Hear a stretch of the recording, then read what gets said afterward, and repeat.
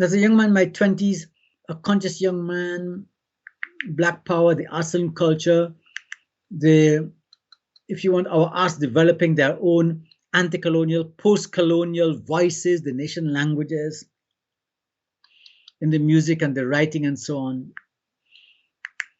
But when I encountered Rastafari, when I came back to St. Lucia, I'd been vaguely aware of them before at university. When I came back to St. Lucia, I discovered them. They had come to Rastafari movement, had got to St. Lucia. And they interested me because, again, I like their religious outlook on things. You will see young Rastafarians with their locks under trees praying and chanting psalms.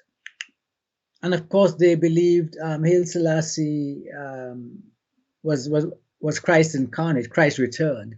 Eventually, I left Rastafari because I couldn't really accept that he was Christ. But I accepted their cultural, historical views. And they brought us back to a consciousness of Africa. And I was seeing things through non-colonial eyes. Stop seeing things with the eyes of the white man. You are not white, you're a black man, and your history is African. You come from Africa.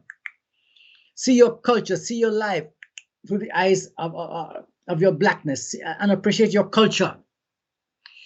Even though, yes, because of Caribbean people, we have European culture, we have Asian culture from India. But for us to identify as black people, and even for a place in the Caribbean, as Kamau Brath and others have shown, even though you have European culture, you have white Caribbean people, you have Asian Caribbean people. But Africa, the drum, even our Creole languages. For St. Lucia, Creole is French-based, but the African rhythms, the African words are there. The way we walk, if you come to St. Lucia Obehi, you would think you're in a marketplace in Nigeria. You know, I'm sure I've never visited Africa. I need to do that. I'm sure if I come to Nigeria, Ghana, I will feel at home because I will see people looking like my people. I will hear the voices sound like my own Creole people, I'm sure. And so Rastafari did that for me. It awoke within me my own consciousness of my African culture. Even as I accepted, yes, the European heritage, my own Carib, Kalinago, through my great-grandmother, the first people's heritage. You can see it in my face. My mother looked very much like Carib, and I'm Amerindian. I think I look like my mother, so that's very much in my face, even though there's European and African too. And Rastafari did that for me. And I enjoyed walking with them, being with, and I enjoyed their religiosity and so on. Eventually, I moved on from Rastafari because I had come back, if you want, reading the Bible again, to the biblical Christian faith. And I could not accept, as much as you may respect Haile Selassie, I certainly could not accept he was Christ incarnate. And so I parted company there with them, even as I respected and still respect their cultural, historical views and encouragement to Caribbean people to look to your heritage. Of course, people like Bob Marley were great influences. I discovered Bob Marley from my universities, and at home, Bob Marley's music, when I hear it, still moves me. And the roots reggae musicians of Jamaica, and Count Ozzy and Mystic Revelation of Rastafari and Ras Magnus, I still listen to this music. Because in a sense, what the Rastafari through their music does, in a sense, they give a kind of life to the Bible, to the biblical sound, even to my Christian faith, is helped by Rastafari interpretations of things. I don't see through their theological point of view. But in a sense, they have helped me to better make my Christianity more relevant to the world in which I live, as it were. You see?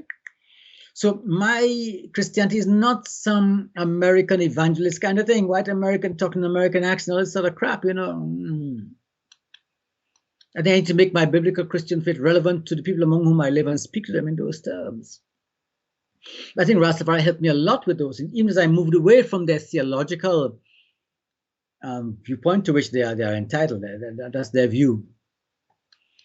So all these things, I think, fed into my own, if you want, philosophical, theological, cultural viewpoints which fed into my writing my poetry. So I think that kind of sums up. I've said a lot of things there to you. No, I perfectly think kind of fine. sums up, how I rationalize it. Those are Thank you so much for influences, that. but out of all the influence, I've had to shape my own walking, my own view, my own rationalizing of these things. My own living. So for the many Rastas, I get on well with many Rastas. Many Rastas would have no time for me because I'm a biblical Christian, because I believe in Jesus. You know what I'm saying? My Jesus is no white man. Jesus didn't come from Europe. He came from past, and he probably looked more like me than he looked like a white man. I don't worship no blonde-haired, blue-eyed, white-skinned man. That's an in fact in my poetry. You heard me read to you earlier on. I was talking about the death of the Queen. They create a counterfeit Christ. You know what Europe did? They create a counterfeit Christ, a white Christ, and they use and still use that to colonize our own people. And I reject all those. I reject all that. But neither will I, frankly. I don't worship a black Christ either. My faith is sort of beyond that. Because as the Apostle Paul said, I once knew Christ in the flesh, I no longer know him. And what Paul was saying there, Christ came to a particular part of the world, and he looked a particular way. But the Christ that Paul worshipped, for me as a Christian, Christ is God incarnate. And that is above race and skin. That's why Christianity is a religion for anybody, anywhere in the world, whether you're white, black, Indian, Asian, you can be a Christian. There's some religions that are specific to our culture. Thank you so much for that. The question of religion and Yes. spirituality is also very hot here in this conversation. I'm sure. We can have an argument on that, and Sure. we'll have enough time to really explore it. Understood. Thank you for pointing it out anyway. Sure, now, no problem. there is something that actually touched me when you were responding to this question just now. Mm-hmm. So you listen to the message of Bob Marley, right? And to the those message musicians of that generation, Bonnie Wheeler, Jimmy, to the message of Marcus Garvey, of course, and many other at the time. Yeah, the black leaders and All right. teachers. Now there is a question for you. Do you understand the message they were preaching at the time? I would say yes. That's why later I could pick and choose. I could say, okay, I hear what you've been saying. I follow you up to a point, but now I take my own steps in my own direction. All right. Let me ask you a series of questions that you can choose how you want to respond to them. Sure. Okay. So you understand their message, correct? Yes. I would say up to, as much as I've read and studied. I wouldn't say I have a total understanding because, but overall in a general way, yes. Okay. So you said before that you have never been to Africa. Is that correct?